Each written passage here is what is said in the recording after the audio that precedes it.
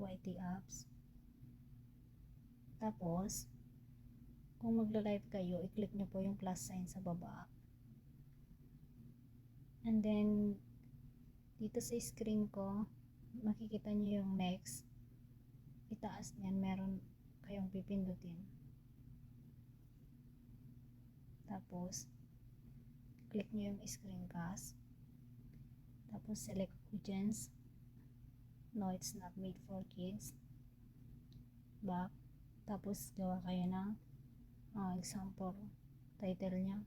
Like, example update for WH.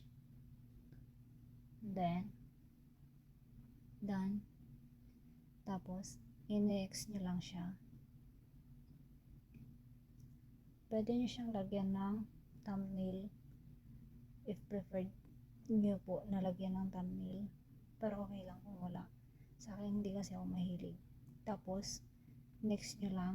Tapos, got it. Tapos, start now.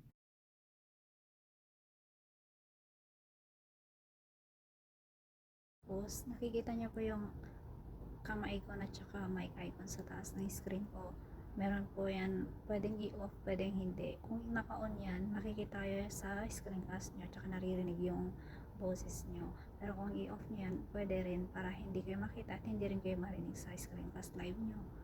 Tapos, after that, pupunta kayo sa Google Photos. Sa pinakababa ng screen ko, may Google Photos dyan. I-open nyo yan. Tapos, pipiliin nyo lang yung short video na gusto nyong i-play sa screencast live nyo. And then, pagka na-play nyo na, saka nyo i-click yung go live.